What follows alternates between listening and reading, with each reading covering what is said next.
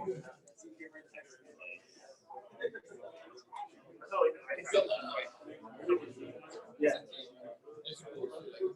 Okay. Good afternoon, everyone.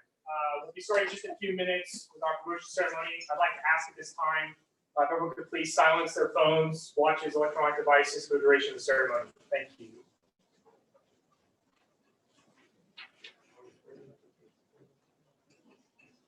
Okay, I am Second Lieutenant Justin Thompson. I will narrate today's ceremony as we honor and celebrate the promotion of Technical Sergeant John Rodriguez, Staff Sergeant Berkeley Cade, and Staff Sergeant Kevin Garcia Andrade.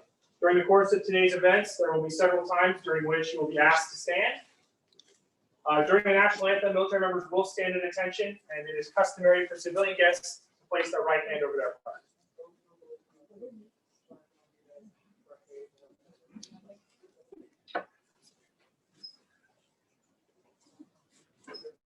Please stand for the arrival of the official party and remain standing for the national anthem.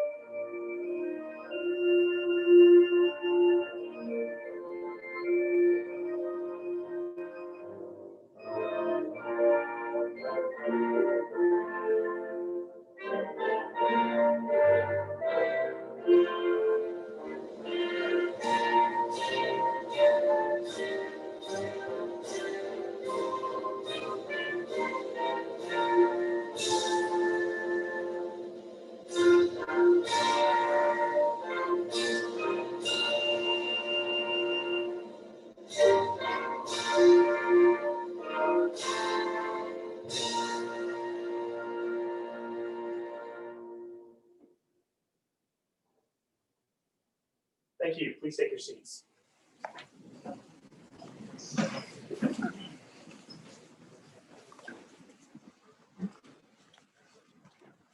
Ladies and gentlemen, the commander of the 22nd Airlift Squadron, Lieutenant Colonel Brian Trumbull. All right. How's everybody doing? Fridays. I love Fridays. One, because it's the end of the week, right? And we get to roll into an awesome weekend. But two, that's when we often do some of our celebratory events, right? Whether it's farewelling some of the members that are going on in the next big thing, to promotions, right? One of those memories in your life and that chapter in your life book, right? That you want to kind of pin and put that mark on and say, this was one I was acknowledged for my hard work and also was vetted, right? To say, you're going to go on and do bigger and better things. We're going to ask more of you, right? But you're more than qualified and 100% trust you to do that. So that's what we're going to do today. I'm fired up. I know everyone in the front row is also fired up to get this thing kicked off. So without further ado, first off, welcome to the Double Deuce. Second, I want to thank family and friends that are with us in the first row. So Sergeant Cade, Sergeant Cade, you have your sister with you, Madison, right? So welcome to the Double Deuce. And then J-Rod, you have a beautiful wife, Crystal, here. Welcome from Las Vegas. She's going through nursing school down there. And you also have family friend, Monica. So thank you for taking the time to travel up here, be with J-Rod, John, you don't call him J-Rod, I do. But this is an awesome opportunity for you guys to be here and just take part in this event. We also have a special guest, Walker is with us, right? Mr. Walker. So, welcome back to your house, right? It's always going to be your home. We'll start off with youngest, and we'll work to so Berkeley. You're the youngest one, proud. I'm just going to talk to you. You can stay seated right there. But I'm going to talk to you and just kind of what I love about promotions, right, is everyone you see in front of you is a role model. They are, and I want to talk to their quality a little bit, how I see them, how you see them, right? What they've done, why they've been here, and what I see them doing going forward. So first, Berkeley K. I was going to try and make a funny joke or a funny analogy. So if I was going to make an analogy or a likeness, Berkeley to a fictitious character or cartoon, I'll bear with me here, be the Energizer Bunny. Okay, I've been on 2 to 3 missions. I think it's 3 missions. Berkeley, and holy smokes, like she just crushes the mission. When I look down, wherever we're at, if it's like -20 in Alaska or it's 140 degrees in Diego Garcia and 100% humidity, I look down there and Berkeley is just pushing pallets, moving chains, do whatever it is, and she just doesn't stop. Chug a little bit of Gatorade, back at it, and there's no complaints. There's no complaints, and I see her as an enabler for the rest of the cargo box and the team, where they see her, man, and they're just like, that's awesome, right? And it motivates the whole team and pushes the team to do that much more, right? When they're down there and at times get tough, right? The cargo's not right. The support team's not there, not doing exactly what you want, but you're like, you know what? I don't care. I get it. Smile on my face. We're just going to keep moving the mission. And I just appreciate that. Thank you so much. Energizer Bunny, 20. Okay. And you have to tell me, right? There's got to be something that you've got in your like dietary regimen or whatever to give you that energy. Is it a special juice mix, or is it like a supplement or something, right? Whatever it is, let me know what it is so I can take some. It's awesome. In the short 17 months that she's been with us in the Double Deuce, she's flown 650 hours. Like, holy smokes, 650 hours, guys. Like, and probably been on a mission since then, so it's probably like 700 in 17 short months. That's crushing it. She's volunteered to be the sponsorship program POC, and from what I understand, from what I know, you've really revolutionized that process, and you've really embodied the onboarding of new muleys into the Double Deuce to make them feel welcome. And that's huge, right? Law of primacy, the first thing you remember when you step in to an organization is how you're treated. And even though you're not the sponsor for everyone that comes in, you've touched each and every one of those through the process that you've changed and improved. So thank you for that. Already making leadership improvement in the 22nd. Being part of the ratings response, right? So you were just a young student. I remember that, right? I told that story earlier during the all call when it was, December 31st, and all the squadron commanders and DOs are getting texts from the group commander saying, hey, get ready to go to Iran or wherever in support of Iranian response. It's going to get interesting, right? I know, Berkeley, you're part of one of those crew, right, that went downrange. So we handpick our people, right? And that's a big risk, sending a student that time, but we knew Berkeley could handle it. And you did. You did an awesome job. She's truly a heavy hitter in the Double Deuce, right? I talk about being a role model. She's one, right? So if you're a student looking at what right looks like, look at Berkeley K, okay? Whether she's crushing things back in garrison, right? Like the sponsorship program and other things that I didn't get to mention, or it's on the road, flying, pushing pallets, tie down chains, leading that box, even though she's not a primary yet, but I know she will be, right? That's what you need to look up to, okay? So a perfect example of a heavy hitter and what it means to be a mule in the Double Deuce. Thank you. All right, Kevin Garcia. 6 months, man. I know you haven't been here very long, right? But you've already just immersed yourself into the culture of the Double Deuce, so thanks for that, right? Part of that is also because of Berkeley kind of updated that sponsorship program, and you had a good sponsorship opportunity coming into the Double Deuce. Came from the E3 and AWACS. And if you recall, when was it when we hailed you in a heritage huddle? How many months ago was that? Like 4 or 5 months ago? Oh, it's happening today? Yeah. Okay. Well, my joke is totally host. But I was reading your bio. I thought maybe you just told me that, right? When I was talking, you was like, what are you most proud of at this point in your career? And you were like, leaving Tinker. I was like, oh, that's good. Hopefully now this will surpass leaving Tinker, right? To become an NCO in this great Air Force. So over 1,000 hours, right? That you came from us to the Double Deuce of aviation experience, and that's going to be huge, right? Having that experience, knowing what it is to be part of a large crew, because on average, how big was the E3 crew? Like 30 to 40? Yeah. I mean, unpacked sorties, but normally it would be like 20.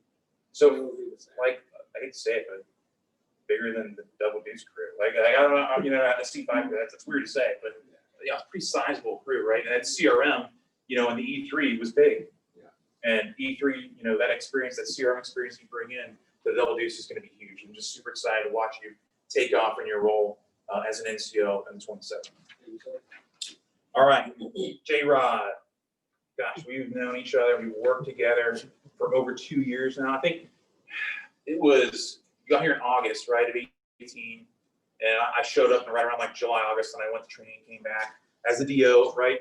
And one thing I will say is J-Rod was one of those that immediately came out and said, how can I help? I know you're a new boss, right? But I'm here to help you.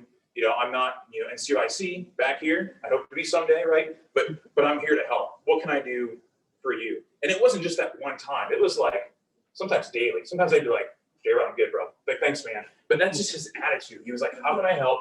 How can I immerse myself? How can I improve process? What can I do for you? What can I do for the team to make us better? That mindset is another role model mindset that I want everyone to kind of listen as I talk through what he's done for us in the Double Deuce. It's a servant leader mindset that he has, that he embodies, that just blows me away. He's hands down, like I wrote this down, like I was thinking about J-Rod.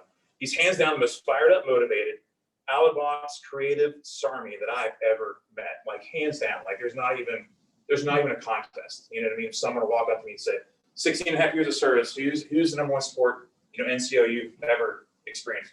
J-Rod. Like I wouldn't even skip a beat, right? Or think about it for more than a second.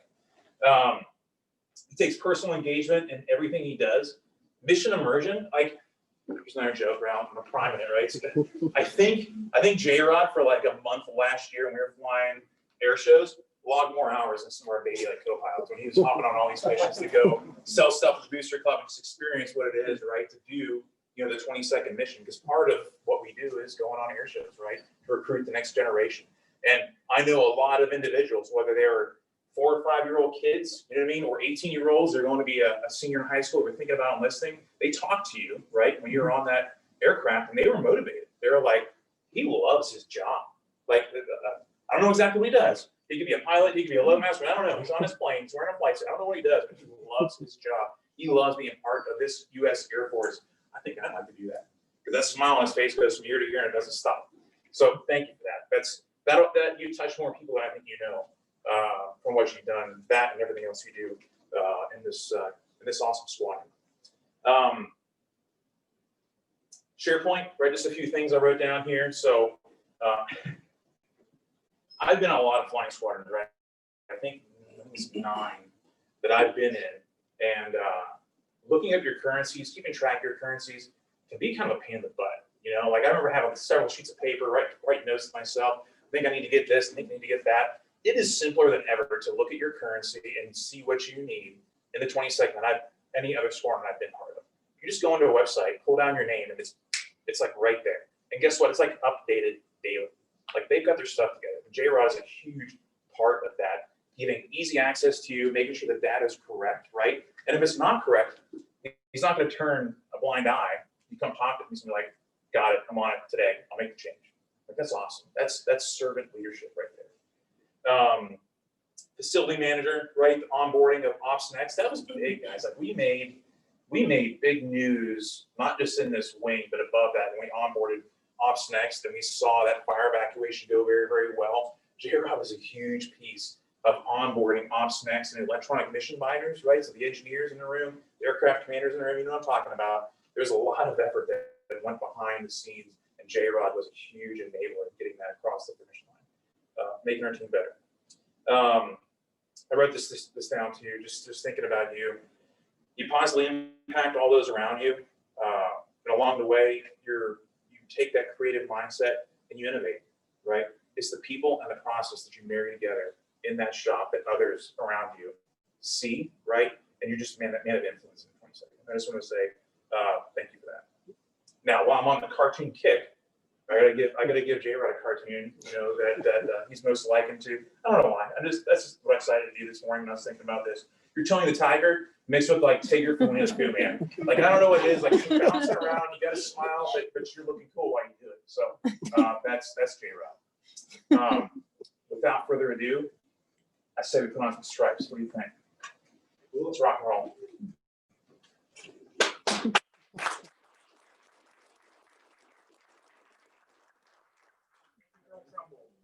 Sergeant Cage, Sergeant Garcia Andrade, please come forward.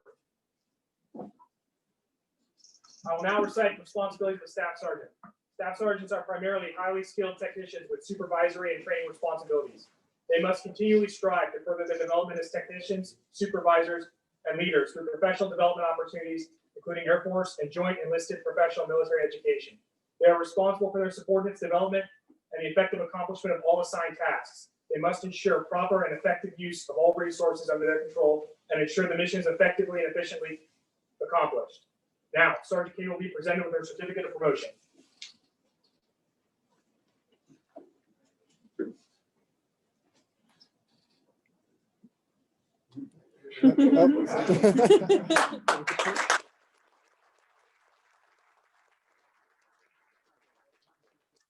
Sergeant Garcia will be presented with his certificate of promotion.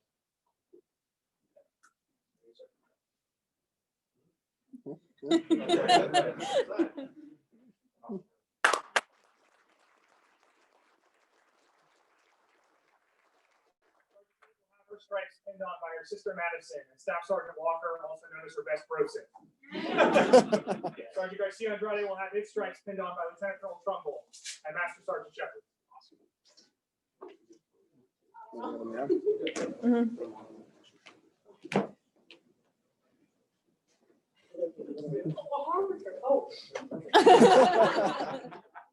wait, Walker needs to do that again. Punch her again. Yeah, punch her again.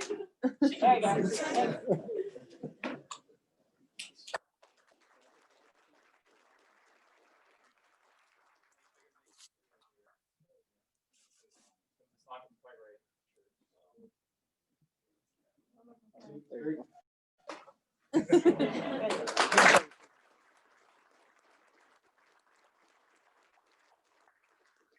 Sergeant Hubble will now recite the non-commissioned officer charge. Will all non-commissioned officers, past or present, please stand at this time. All right, answer your charge. Today you're a senior airman, tomorrow you'll be a non-commissioned officer. Your every action must be governed by a strong sense of personal moral responsibility, leadership by example, excellence, and commitment to Air Force standards. You cannot afford nor can you allow deviations of these standards to occur. Air Force directives are specific in charging each non-commissioned officer with responsibilities to work. Please raise your right hand. You are charged with ensuring that personnel and resources under your control are effectively used. You are charged with remaining alert to detecting adverse moral trends and initiating a corrective action within your control. You are charged with maintaining the highest level of communication and rapport with your subordinates and remaining attuned to their needs. You are charged with actively encouraging and motivating on and off duty involvement in unit and base activities by leading the way.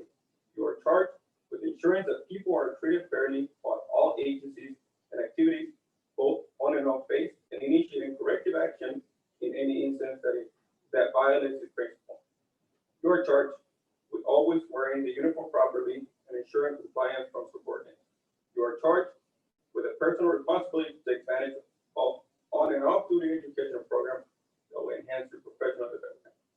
You are charged at all times with representing an image of competence, integrity, and pride, the image of a professional NCO. Do you accept this charge? I accept this. Ladies and gentlemen, it's my honor and privilege to introduce to you Staff Sergeant Berkeley Cade and Staff Sergeant Kevin Garcia Andrade.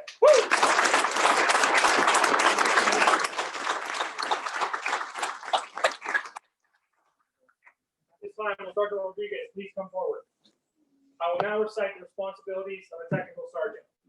Technical sergeants are often their organization's technical experts. They continuously strive to further their development as technicians, supervisors, leaders, and mentors through professional development opportunities, including Air Force and joint enlisted professional military education. They should consider broadening opportunities through special duties and the developmental special duty selection process.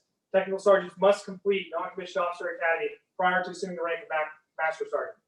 Sergeant Rodriguez will now be presented with certificate of promotion.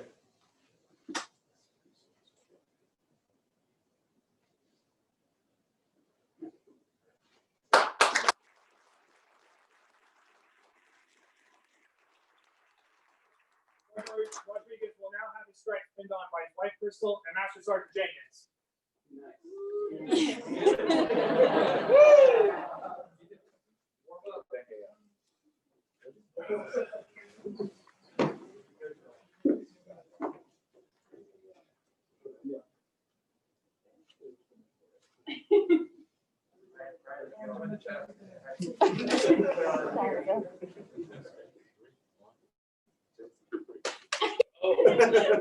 and gentlemen.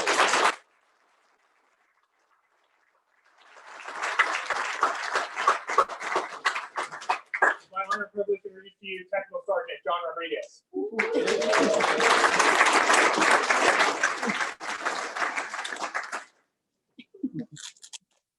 This concludes today's ceremony. Please join us one more time in congratulating our promotees.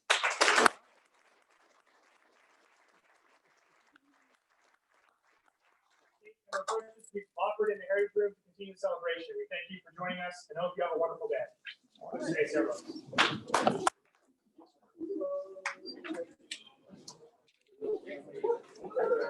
Your birthday month.